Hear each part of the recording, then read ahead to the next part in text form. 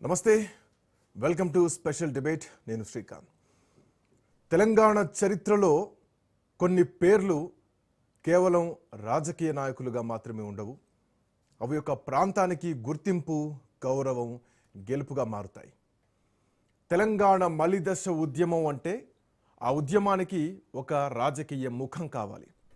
Professor Jayashankar sir అదే అన్నారు. ఆ ముఖం ఎవరు అంటే మొదట గుర్తొచ్చేటువంటి పేరు అవునన్నా కాదన్నా కేసీఆర్.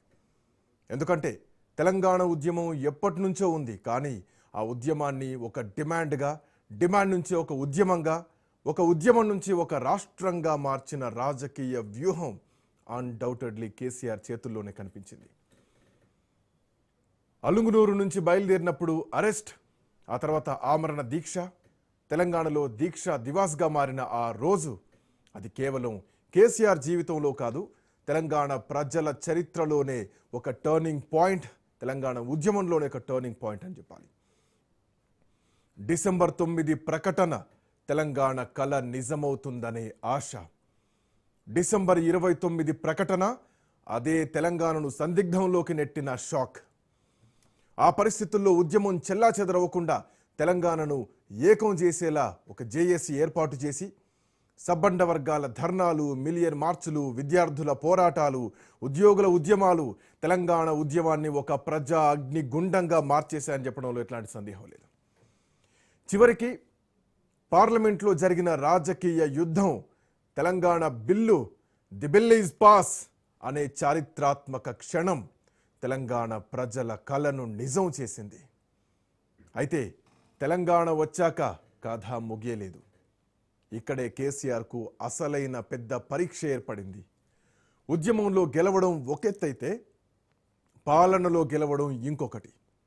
కాళేశ్వరం, నీటి ప్రాజెక్టులు, చెరువుల పునరుద్ధరణ, రైతు బంధు, సంక్షేమ పథకాలు తెలంగాణను ఒక కొత్త మోడల్గా చూపించేటువంటి ప్రయత్నం అన్నీ కూడా కేసీఆర్ పాలనలో కీలకంగా మారాయి. కానీ రాజకీయాల్లో ఒక నిజం ఉంది. గెలుపు ఎంత గొప్పదో ఓటమి కూడా అంతే పెద్ద సందేశం.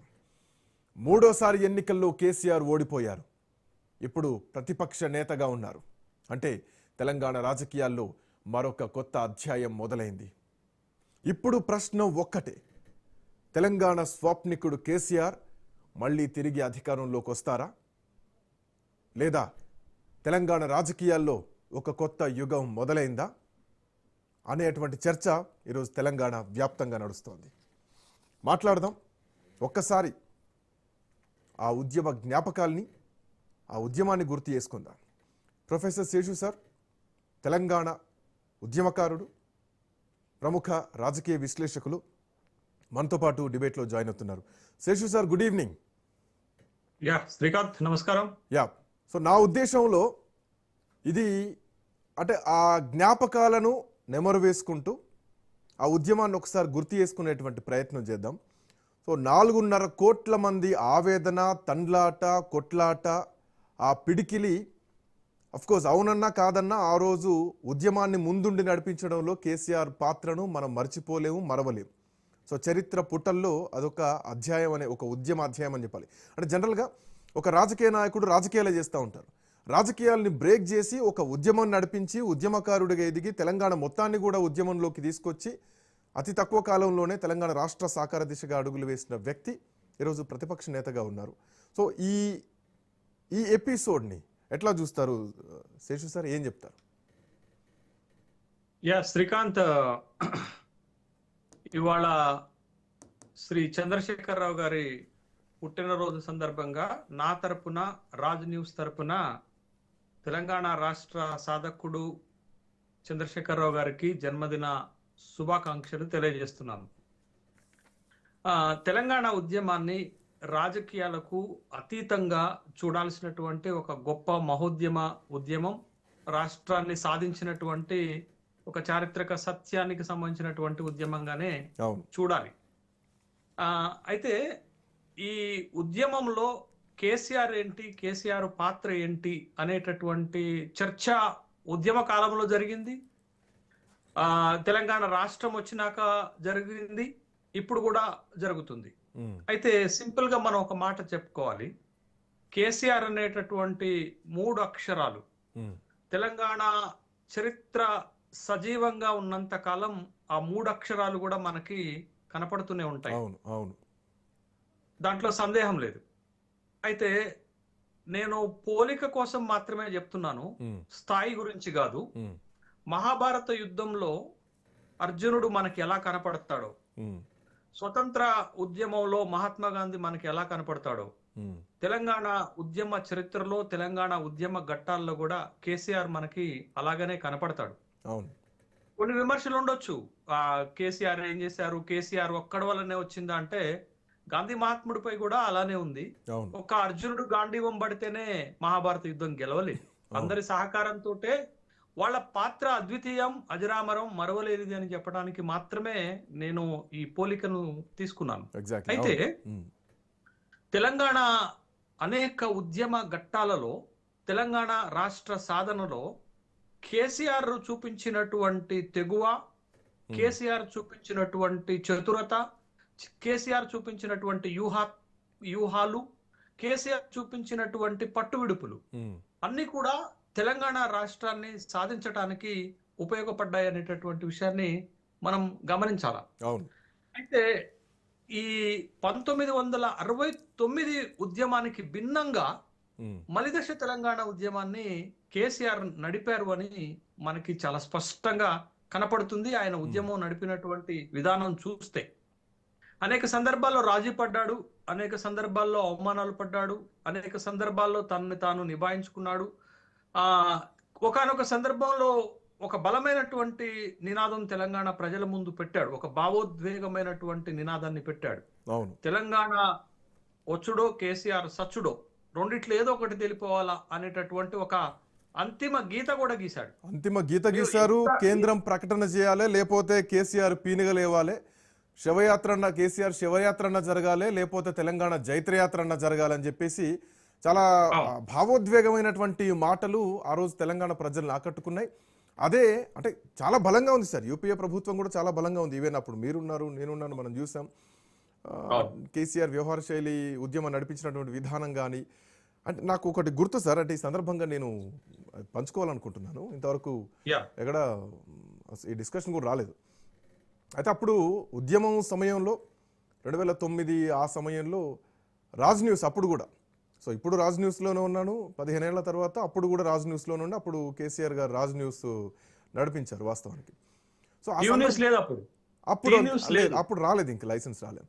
సో ఆ రోజు ఏం జరిగిందంటే, ఇక ఉద్యమం టైంలో పగలు రాత్రి పెద్ద తేడా లేకుండే, ఆల్వేస్ 24/7. ఓ అంటే బై ఎలక్షన్స్, ఓ అంటే రాజీనామాలు, ఓ అంటే ఉద్యమాలు, లాఠీ చార్జులు, మిలియన్ మార్చులు, వంట వార్పులు, సాగరహారం.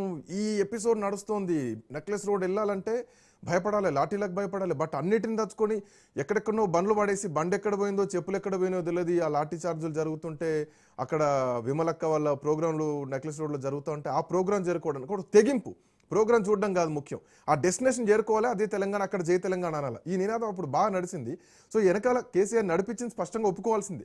సో ఆ రోజు ఏం జరిగేదంటే, తెలంగాణ భవన్లో అప్పటికి ఆయన అర్ధరాత్రి 1 గంట, 2 గంటలు, 3 గంటల ప్రాంతంలో ఒక్కరే వచ్చేది. ఆయన ఇన్నోవా వేసుకొని ఆయన డ్రైవ్ చేసుకుంటూ కేసీఆర్ తెలంగాణ భవన్కి వచ్చేది. ఆయన వచ్చే విషయం కూడా ఎవరికి తెలియదు. సో తెలంగాణ భవన్కి వచ్చిన తర్వాత కేసీఆర్ వచ్చారంటే వెంటనే మేనేజ్మెంట్ మిగతా వాళ్ళంతా వచ్చేది. రాత్రిపూట ఆయనే కూర్చొని స్క్రిప్ట్ రాసేది. నాకు ఇంకా గుర్తు, ఆయన ఛాంబర్లో ఆయన కూర్చొని స్క్రిప్ట్ రాసేది. అప్పుడు అసలు మీడియా అంతా తెలంగాణ ఉద్యమాన్ని అణిచివేసేటువంటి టైం. ఆయన స్క్రిప్ట్ రాసేది, ఆ స్క్రిప్ట్ ఫైనలైజ్ 4 o'clock వరకు చేసేది, 5 గంటల వరకు అది డెస్క్కి వచ్చేది. ఆ స్క్రిప్టును నేనే చదివి నా గొంతు ఆ రోజు తెలంగాణ ఉద్యమంలో వినిపించినాను ఈరోజు గర్వంగా చెప్పుకోగలుగుతాను. నరాలు దిగే ఉత్కంఠభరితమైనటువంటి అక్షరాలు కేసీఆర్ ఆ రోజు రాశారు. నాకు ఇంకా గుర్తుంది. రంగుల డబ్బాలని రకరకాల పద ప్రయోగాలతో ఆయన రాసేది. సో అట్లాంటి సీరియస్గా నిద్రపోకపోయేది. రాత్రి 2, 3 ఆ టైం కూడా తెలంగాణ భవన్కి వచ్చేసేది. ఆయన ఇన్నోవా వేసుకొని ఒక్కరే వచ్చేది. ఆయన వచ్చినాక ఎప్పటికో అర్ధ గంటకు మిగతా వెహికల్స్, సెక్యూరిటీ వీళ్ళంతా, గన్మెన్లంతా అప్పుడు వచ్చేది. సో ఈ లోపు ఆయన రాస్తూ ఉండేది. సో అంత సీరియస్గా ఆయన ప్రజలకు కనిపించే ఉద్యమం అయితే కనుక లోపల నుంచి మేము చూసింది ఇంకొక రకమైనటువంటి ఉద్యమకారుని ఆ రోజు మేము ప్రత్యక్షంగా చూసాం. సందర్భం వచ్చింది కాబట్టి నేను పంచుకోవాలనుకుంటున్నాను. Yeah sir, please. Yeah Srikanth ఒక మంచి అనుభవాన్ని మీరు పంచుకున్నారు. Yes. దాంతో పాటు నేను ఒక మాట చెప్తాను. దానికంటే ముందు ఒక మాట చెప్పాలి మీకు. ఏంటి అనంటే, ఒక పక్క విశ్వవిద్యాలయాలన్నీ కూడా ఉద్యమ కేంద్రాలుగా మారిపోయాయి. ఇంకొక పక్క అనేక మంది భావోద్వేగానికి గురయ్యి ఆత్మహత్యలు చేసుకుంటున్నారు.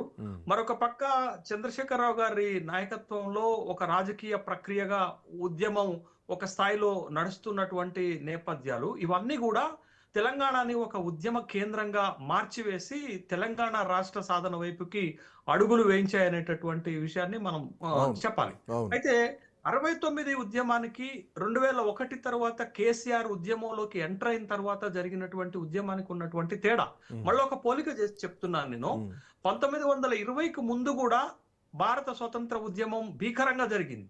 కానీ 1920లో గాంధీ మహాత్ముడు ఎప్పుడైతే భారత స్వతంత్ర ఉద్యమంలోకి అడుగుపెట్టాడో ఉద్యమ స్వభావం మారిపోయింది. అట్లాగే మీరు 2001లో కేసీఆర్ తెలంగాణ రాష్ట్ర సమితిని పెట్టి తెలంగాణ ఉద్యమాన్ని ఒక రాజకీయ ప్రక్రియగా మార్చేసి ఒక రాజకీయ యుద్ధం ఎప్పుడైతే ప్రారంభించారో తెలంగాణ ఉద్యమ స్వరూపం కూడా మారిపోయింది. అప్పుడు నాకు ఇంకా బాగా గుర్తుంది, జయశంకర్ సారు కేసీఆర్ తోటి నడుస్తున్నటువంటి క్రమంలో కేసీఆర్ లాంటి ఒక రాజకీయ వ్యక్తితోటి, ఒక పొలిటికల్ మ్యాన్ తోటి జయశంకర్ లాంటి ఒక ఉద్యమకారుడు, ఒక ప్రొఫెసర్ ఎలా నడుస్తాడు అని అంటే, జయశంకర్ సార్ చెప్పినటువంటి ఒక సమాధానం ఏంటంటే, కేసీఆర్ కంటే బలమైనటువంటి వాళ్ళు ఉద్యమాన్ని చేసేటటువంటి వాళ్ళు నాకు చూపించండి, వాళ్ళతోటే నడుస్తాను.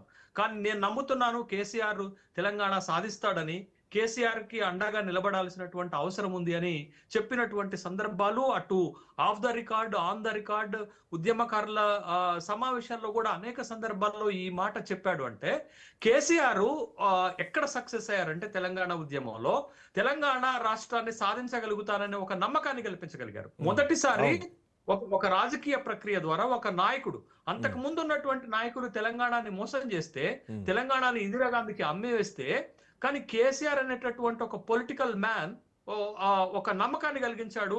తెలంగాణ రాష్ట్రాన్ని సాధించగలుగుతాము అనేటటువంటి ఒక నమ్మకాన్ని కలిగించగలిగాడు. అది కేసీఆర్ సాధించినటువంటి మొట్టమొదటి సక్సెస్ గా మనం చెప్పాలా. ఎందుకు కేసీఆర్ తెలంగాణ ఉద్యమంలో అంత క్రియాశీలకంగా అంత పాపులర్ అయ్యారు అని అంటే, ప్రతిసారి తెలంగాణకి ఇబ్బందికరమైన పరిస్థితులు వచ్చినప్పుడల్లా రాజకీయంగా తమ పదవులను తృణప్రాయంగా తీసివేసి రాజీనామాలు చేసినటువంటి సందర్భం. ఎమ్మెల్యేలు రాజీనామా చేశారు, ఎంపీలు రాజీనామా చేశారు, స్వయంగా తను రాజీనామా చేసినటువంటి సందర్భాలు ఉన్నాయి. అయితే ఒకసారి 12 మంది శాసనసభ్యులు తెలంగాణ ప్రత్యేక రాష్ట్ర సాధన కోసం రాజీనామా చేశారు. రాజీనామా చేసి వచ్చినటువంటి సందర్భంలో ఒక్కొక్క నియోజకవర్గంలో ఒక్కొక్క ఎమ్మెల్యేకి ప్రజలు బ్రహ్మాండంగా హారతలు బట్టి స్వాగతం పలికినటువంటి రోజులను నేను కళ్ళారా చూశాను. నేను కూడా నాడు రాజీనామా చేసి మా వరంగల్ వస్తున్నటువంటి ఎమ్మెల్యేలకు స్వాగతం పలికిన వాళ్ళలో నేను కూడా ఒకడు ఉన్నాను. అయితే ఈ జనరల్ గా గెలిచి వస్తే రథయాత్ర ఉంటుంది, విజయోత్సవ ర్యాలీ ఉంటుంది. బట్ అప్పుడు రాజీనామా చేసి వస్తే రథయాత్రలు, విజయోత్సవ ర్యాలీలు రాజీనామాలతో జరిగినాయి వాస్తవం.